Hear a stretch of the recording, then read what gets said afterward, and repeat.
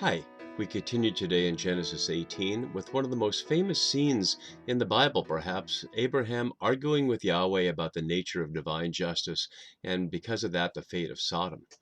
One of the things we need to look at as we begin is many scholars, especially in earlier generations, have seen this as an insertion from some other time and place, not seeing this discussion as fitting with the conversation that preceded it about laughter and the prospect of children, nor with what follows with the detailed description of the destruction of Sodom and the withdrawal of Lot and his daughters and wife from it. Well, wife almost, as we'll see, as you probably already know. But like so many times when scholars attribute sources in mid-Genesis, it's really, as people like Meyer Sternberg and Robert Alter taught us decades ago, a failure of interpretation. It's really a failure to continue to stay in the story long enough to see how the pieces fit together and making the assumption based on the methodological presupposition that there are multiple sources to separate them out. And as a result of that, people have often not seen until recently the deeply integrated way this story fits into the realm around it.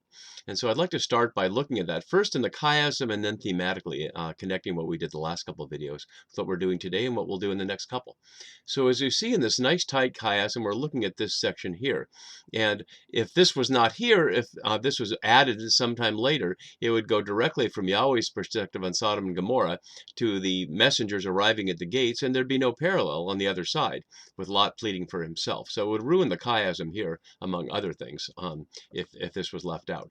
But it also fits in terms of the themes we've been looking at throughout, because as I showed a couple of videos ago, the issue with Sarah laughing here was a matter of Abraham having failed to include Sarah in the covenant provisions that God had given him in chapter 17. And so the laughter here that Abraham, not God, says to Sarah, "Oh, yes, you did laugh," is his acknowledgement that Yahweh was right in challenging him because Sarah only laughed because Abraham had not fulfilled the obligation to tell her about the covenant. In other words, Yahweh was testing to see, can Abraham acknowledge that he failed to be a covenant partner with Sarah and commit to that in the future, so that Yahweh can trust Abraham to be a covenant partner with him in the thing that we looked at last time. Should he hide from Abraham what he's about to do? No, he should reveal it to him. And that sets up exactly what happens here. There's no transition at all between between Yahweh's soliloquy about his relationship with Abraham and the fate of Sodom and Gomorrah, and Abraham immediately coming near and speaking. So Abraham's speaking here follows directly from his apparently hearing. It says he stood in the face of Yahweh, hearing Abraham say, yes, he is going to include Abraham in it, and yes, there is this sin, and he's going to go down and see whether they have done altogether according to the outcry. And if they have, he has to decide what to do. So Abraham will immediately raise the question of what you will do, Yahweh, if you find that the people of Sodom are as guilty as you think. Are there going to be enough people to preserve the fate of Sodom from destruction? And we'll get in that in detail, but just to highlight for now the way this is tightly integrated into the situation. One more thing. While the discussion may be a lofty philosophical or theological discussion about the nature of Yahweh, the nature of justice, it's also got the hidden agenda, which isn't so hidden, of what about Lot? And we recognize that Abraham has not seen Lot since he rescued him during the war in chapter 14. We don't even know if he saw him then, but we can assume he did. But that was before Ishmael was born. So it's been at least 14 years now since Abraham saw Lot, and he won't see Lot now either. Lot will go out the other side of Sodom and end up in a cave, and Abraham will remain on the mountain watching the smoking ruins of Sodom go up to God. So he won't see Lot again, but he will watch to see whether Lot is rescued from the fate of Sodom or not. So plainly, he's still carrying out his responsibility as an uncle to care for Lot, even though it was obviously Lot's choice to end up in Sodom. And we'll see when we look at chapter 19, continuing choices of Lot that lead him to the ignominy of a cave and drunken sex with his two daughters. If you didn't know that was coming, a warning about that. So as we begin to look at our passage, it's shaped in an interesting way, not exactly a chiasm or any other kind of immediate pattern like that, but there is a rhythm to it. And it's interestingly a pattern, a story. We don't have to look at a lot of details because it repeats over and over again many things that you can see in the color coding. So there are not a lot of individual words to look at. We'll look at the key words in just a moment. But famously, Abraham goes down from 50 to 45 all the way down to 10, and yet the responses, his Yahweh's preface to each request and Yahweh's response are not exactly symmetrical. 4 times he says, suppose blank numbers are there, but he didn't start that way. And twice he says, let me take it upon myself to speak to Yahweh. Twice he says, oh, let not Yahweh be angry with me if I speak. But interestingly, the first time he just comes right up and speaks. So some scholars have considered whether Abraham gets increasingly polite in the sense of increasingly hesitant to speak before the great God and ask more. But plainly, that's not what happens. And more recent scholars have pointed out that there is no pattern of increasing politeness. Using politeness theory, which is theorizes on how people use language gently in various ways to get people to do what they want or to not do what the other people want, which is not do bad things to them, which is the fear here that Yahweh would come down with wrath or punishment upon Abraham if he speaks too boldly. So he speaks in a precatory sort of way, let me take it upon myself to speak to Yahweh. But he also speaks in the first person, I who am. And often people in that situation speak much more deferentially in the third person, as David so often speaks before Saul, let your servant not, for example, speaking himself in the third person, refusing to even acknowledge publicly that he is an I, that he is a subject entitled to speak. So Abraham is not overly reticent here. It's a conversation. And they go back and forth each time, and Yahweh is not angry and doesn't respond with any kind of concern that Abraham is overstepping the bounds anywhere through it, but simply responds plainly each time, I will not do it, I will not do it, or I will not destroy it. So to look at that, to give it some context on what's going on here, we need to take a step back and look at biblical perspectives on justice outside of Genesis that might have been around at the time. And I don't want to certainly launch into a big theological debate or make this overly long, but it's important that we see that what Abraham's proposing comes in the face of some patterns that existed up to this time. And like so much of Genesis, it's a counter-narrative, not just to Enuma Elish, the Babylonian text that we saw in the primeval history chapters early on, that Genesis opposes almost point by point, but to the way Jerusalem acted that set up the exile itself and led to the situation of being in Babylon. So let's go back and just look at a few biblical examples of justice, and then we can see what's happening in Genesis 18 is different. So earliest is the monarchy. And when I say earliest here, I'm again using the sense of the earliest in the order of the text written as best we know, not starting from Genesis working through in that order, but the earliest in terms of the earliest historically. So in the early monarchy, the king provides justice, and it couldn't be any more clear than we see in 2 Samuel 8:15. David administered justice and equity to all his people. So in that context, if there's something wrong, then you get a new king, and sometimes that happens. What the nature of the justice is isn't said here.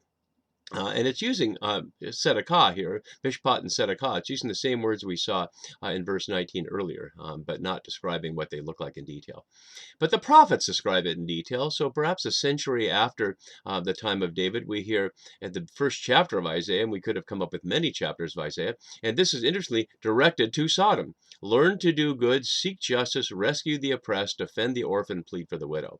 In other words, the prophets, like Isaiah, make justice a matter of how the elite treat the marginalized. And this is, again, directed directly to Sodom, which I want to note, it highlights that there was a tradition about Sodom as a proverbial bad place at least 2 centuries before Genesis. The destruction of Sodom is not narrated anywhere outside of Genesis, but whatever the tradition was, it seems to be well enough known that it can just be referred to when Yahweh destroyed Sodom, like as we all know. But Genesis certainly came later than than all the references that we see on this page, other than the ones from the New Testament that we'll look at the bottom. So a little later, Isaiah chapter 10 says similar things. Notice it's directed to the elite. You who make iniquitous decrees, who write oppressive statutes, who turn aside the needy from justice and rob the poor, the widows and orphans, to whom shall you flee? So a couple times from Isaiah. Similarly, the same kind of thing in Jeremiah. The elite are being challenged here. Their houses are full of treachery. They've become great and rich. They've grown fat and sleek. They know no limits and deeds of wickedness. They do not judge with justice the cause of the orphan. Shall I not punish them for these things? So before the exile, we see the prophets calling out the rich for how they treat the marginalized. And although this is long before exile, the hint is that that will be the cause of exile and destruction because there's not social justice in the community. Everybody will go down together. A little later in the 7th century, we get the Deuteronomistic historical perspective, especially in the time of Josiah. The Deuteronomistic history was a work in progress all the way from the beginning of the monarchy to the end of the monarchy. But the 7th century part of it is the part almost certainly where Deuteronomy itself was written, at least the earliest form of it, and the so-called Josiah's reform in 2nd King. So we see the most radical form of justice here, which basically is destroy everything that could cause you harm, internally or externally. So you must destroy the 7 nations that are in the land in the same way that a doctor might treat a virus or infection. You don't have mercy on MRSA, so to speak, or on COVID. You want to destroy every last element. So in that sense, there is no sense of justice for the enemies. There's only destruction. Both external enemies, you don't intermarry with them, and you don't share the land with them. Otherwise, the anger of Yahweh will destroy you. And similarly, in Josiah's so-called reform, which is, as many scholars would agree, the reason that Deuteronomy was written to justify what happens here, Josiah said personally, the king directed all the elders of Judah and Jerusalem be gathered, and he reads the book of the covenant, which is to say some form of Deuteronomy, and then goes around on a campaign of destruction. Where he destroys shrines of the high places and slaughters on the altars all the priests of the high places. So following up in that Deuteronomistic mentality that enemies outside or enemies inside must be destroyed. So the only justice is destruction of evildoers. But then in the exile with Ezekiel and Jeremiah, we get the beginning sense of something different, a new covenant. Classic example here we see from Jeremiah 31. In those days they shall no longer say, the parents have eaten sour grapes and the children's teeth are set on edge, but all shall die for their own sins. In other words, there will not be intergenerational suffering for sin that Yahweh is causing. Rather, the teeth of everyone who eats sour grapes surely set on edge. I'm saying they won't say that anymore. Days are coming when I will make a new covenant. It will not be like the covenant I made with their ancestors. I will put my law within them. I will write it on their hearts, and they will be my God, and they shall be my people. They shall no longer teach each other to know Yahweh, for they all shall know me from the least to the greatest. So in other words, it'll be a community of individual knowledge of God that comes together, and each person is responsible for their own behavior. Similarly, in Ezekiel, and we see it framed the other way, when a land sins against me by acting faithlessly, even if Noah, Daniel, and Job, these three were in it, they would save only their own lives by their righteousness, says Lord Yahweh. And so even if you had these holy people in there, they would not provide vicarious attribution of removal of sin for the others, which is exactly what we're going to see in the Genesis passage we look at. As these Jeremiah provisions might point toward the wisdom literature, like Proverbs and things, or Sirach, where you see a lot of provisions for individual moral behavior, Ezekiel passage here, like the book of Daniel itself, where it's the Moskalim, the wise, who are saved, while others are brought to a resurrection of condemnation. So each of these has a lineage that continues into texts after Genesis.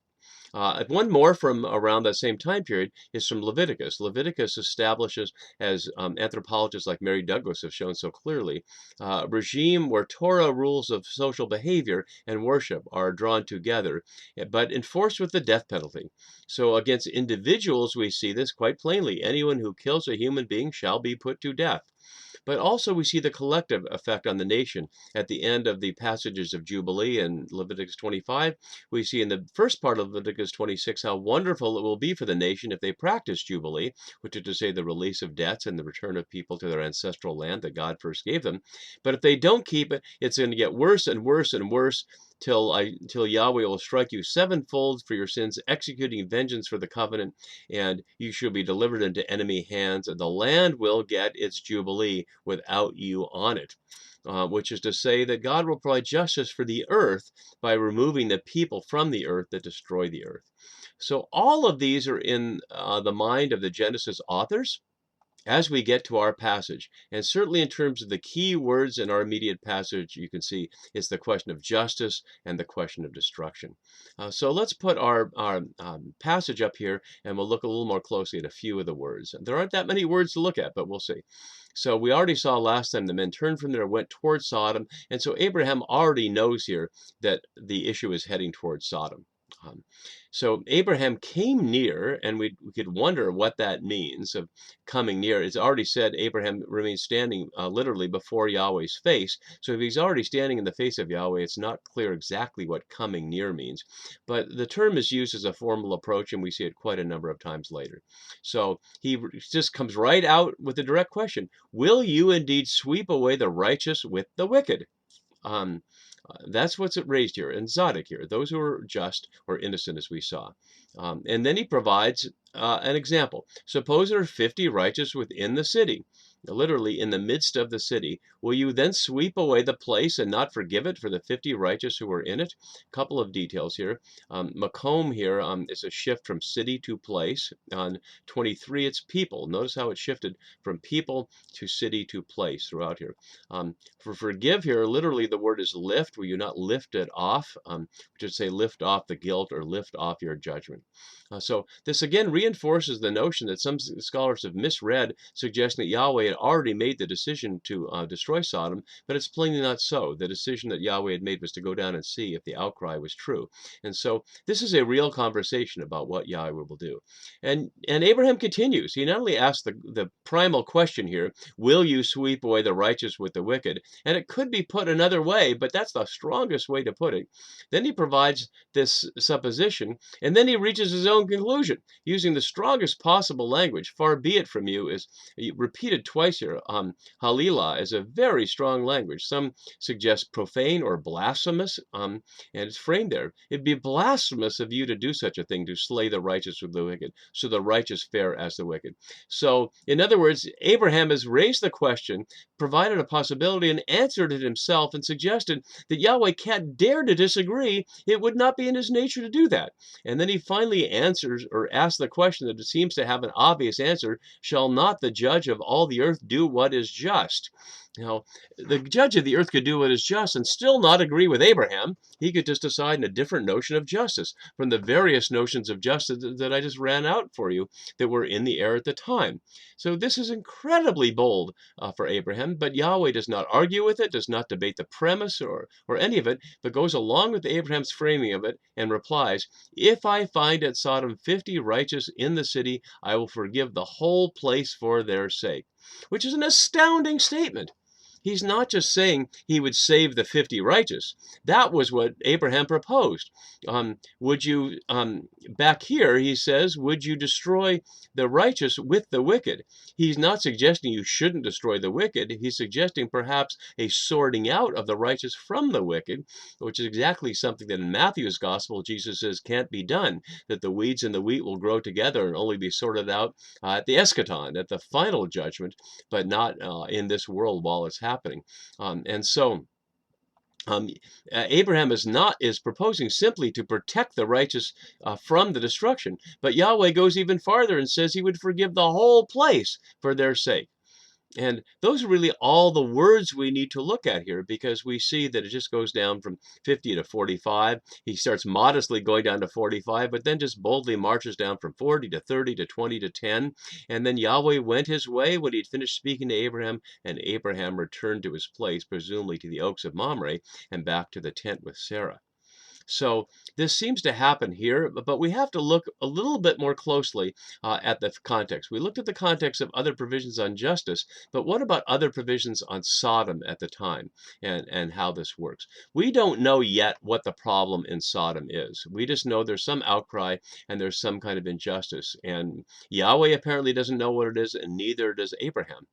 So I want to highlight just for a moment some of the other elements that were in the air about Sodom that would also have been in the audience, the Genesis audience's mind, before we enter into the Sodom story itself, but also what's in the mind as Abraham faces the discusses the fate of Sodom. Excuse me.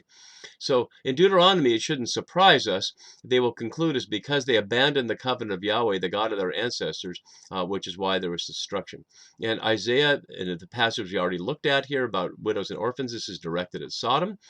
In Jeremiah, they committed adultery and walked in lies. But notice what I want to highlight here. in the prophets of Jerusalem, I've seen a more shocking. They commit adultery like Sodom. They have become like Sodom. Jerusalem has become like Sodom to me. In Ezekiel, Jerusalem's elder sister is Samaria, and also Sodom and her daughters. So all this likening Jerusalem to Sodom, or using Sodom as an example of the fate of Jerusalem. And as Ezekiel concludes, the guilt of his sister Sodom was excess pride and food and ease, and did not aid the poor and the needy.